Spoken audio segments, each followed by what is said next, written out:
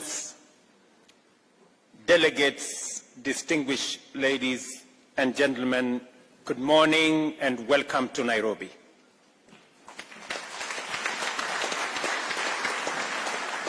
On behalf of the people and government of Kenya and on my own behalf, I am truly delighted to have the honor to welcoming you to this warm and beautiful land in Kenya and to our capital city of Nairobi, the globally famous green city in the sun.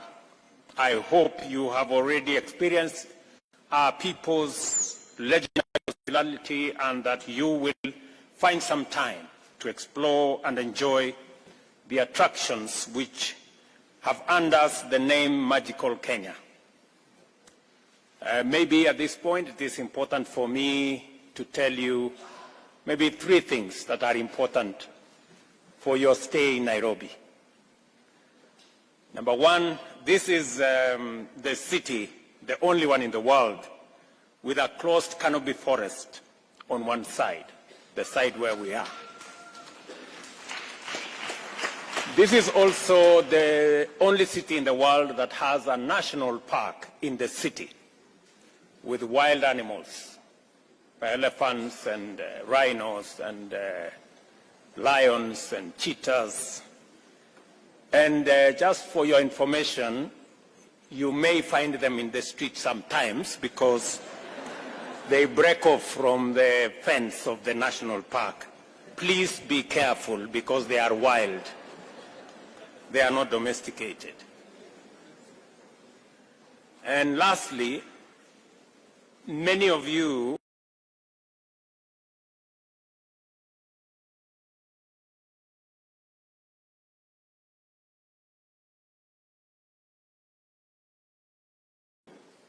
at the end of this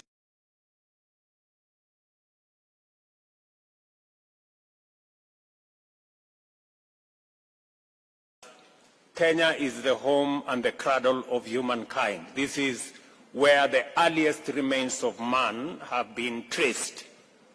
So when you find yourself feeling at home and having a problem going back to Europe and America and the rest of Africa, just know that you are at home.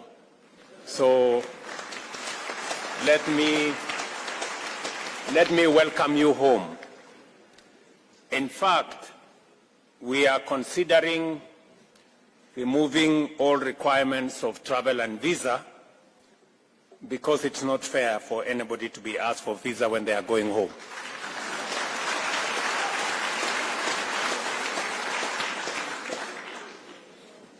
Our ambition to be the home of the United Nations Human Settlement Program, UN Habitat, was inspired by a deep commitment to pursue economic development together with sustainable urbanization in harmony with the preservation of our national heritage. The international community's decision to locate this critical organization here is therefore out of recognition and emphatic endorsement of this commitment. Our experience in balancing the imperatives of industrialization, sustainable urbanization, and ecological responsibility as fundamental components of socio-economic transformation has had its challenges and setbacks. But we are persuaded now, more than ever, that not only is it worthwhile and feasible, but it also enhances the efficiency, safety, beauty, and livability of our cities. Even now, challenges exist with variety and on a scale that is unprecedented. The world is emerging from a devastating pandemic whilst grappling with a relentless economic crisis driven by geopolitical tensions as well as the triple planetary crisis of pollution, loss of biodiversity, and of course, climate change. As a consequence, millions of people throughout the world have been adversely affected, including through threats to life and also threats to livelihoods. In addition to normal migration to urban areas, millions of people displaced by the recent social, economic, and political upheavals joined the poor, vulnerable, underserved, and marginal segments of our urban populations. For better or for worse, the world population has reached 8 billion people, 57% of whom live in urban areas. These numbers are expected to increase steadily in the coming years, but urban populations are projected to rise even faster. In the global south, the rates will be even more pronounced, whilst in Africa, where the median age is 19, urban populations will be very youthful, presenting a novel set of challenges and opportunities for national economic and urban planning and general development. Urban centers have always held the most intense concentrations of both best and the worst human possibilities: wealth and poverty, well-being and suffering, dignity and misery, all in one ecosystem. As a result, they are also the theaters of the starkest inequalities in human opportunities and human outcomes. The explosion in global populations as well as urbanization has immense implications for global production and consumption, with humanity poised firmly between trends and practices likely to overwhelm the planet's capacity to support life on one end and clean, green, efficient, and abundant sustainability on the other end. Fundamentally, this gathering is one more opportunity for the global community to confer and reflect about the progress made in imagining new possibilities for the sustainable provision of opportunities and amenities to promote the flourishing of nearly 10 billion human beings, whilst enhancing the Earth's capacity to support all life on it. Urbanization is an economy's ultimate test of efficiency, inclusivity, resilience, and sustainability across all goods and services. Huge demands for basic goods is always accompanied by tremendous pressure on energy resources and the environment.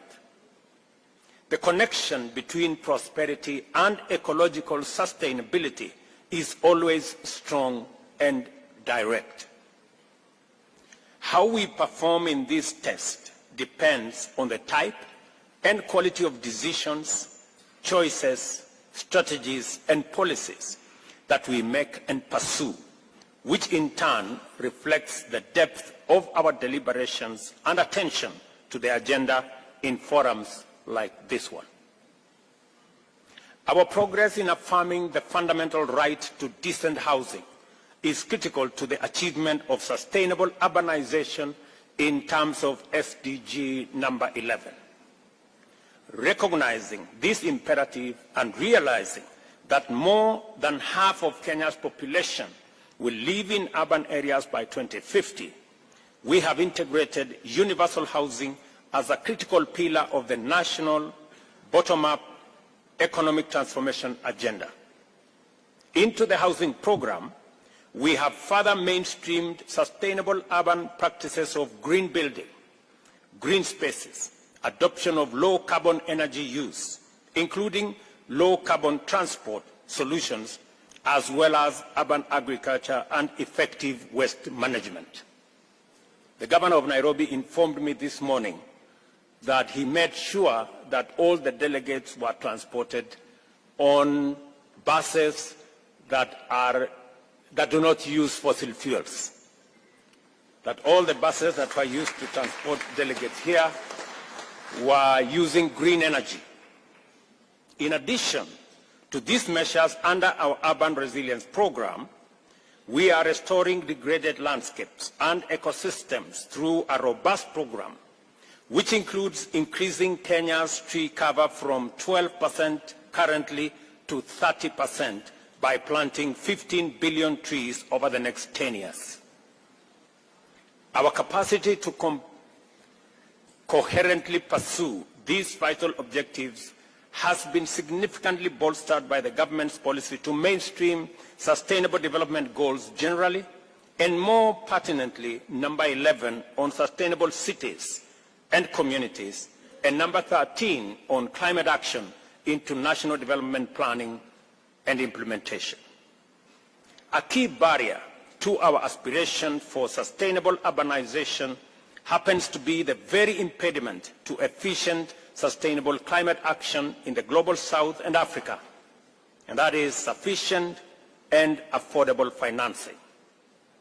As a result, we are unable to effectively pursue all the opportunities in sustainable urbanization and leverage them to promote the broader agenda of economic transformation, climate action, and sustainable development.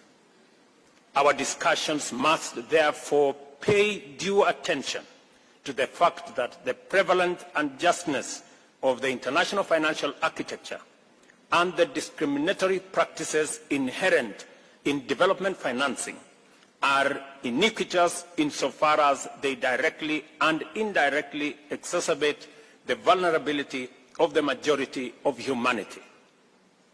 It is time, therefore, to correct this systemic injustice to enable us effectively mobilize multilateralism to achieve global net zero emissions, avert a climate catastrophe, and achieve sustainable development goals.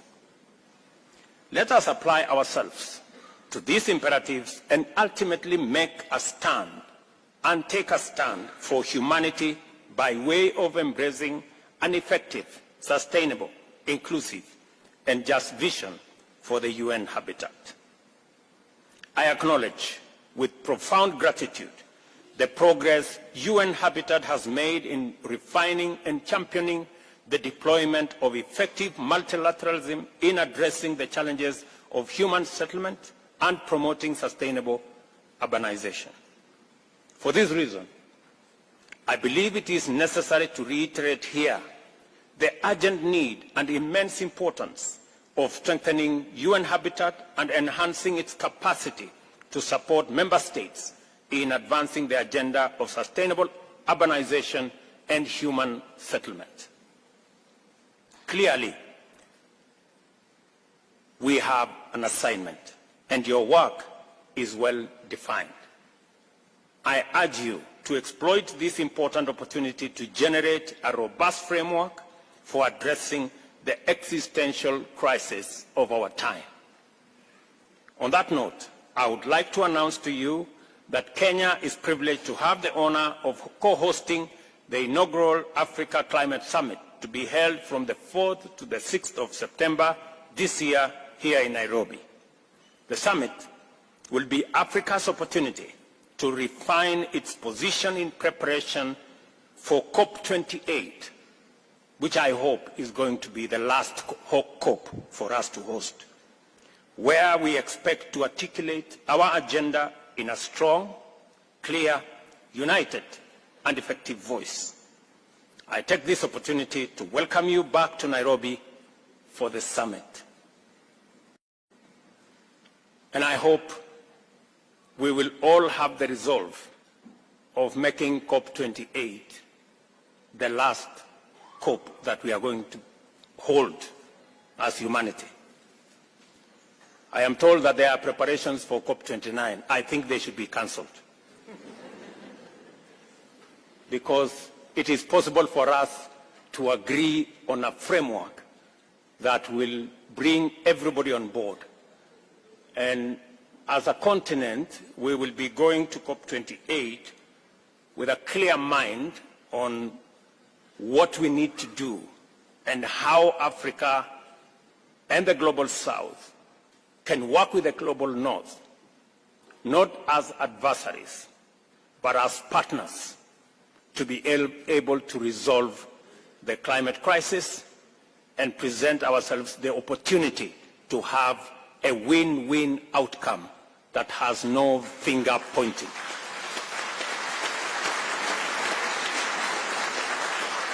I am a very strong believer that with the right investments Africa can present the opportunity to decarbonize global manufacturing and industrialization and provide for green growth. This is not an occasion for us to do the usual, North versus South. I think it will be irresponsible of us to continue that conversation. The South is as in danger as is the North on this matter of climate change. None of us is safe. And therefore, we should act in concert, we should act together, and we should seek a win-win outcome. The second session of the UN Habitat Assembly is now officially open, and I thank you.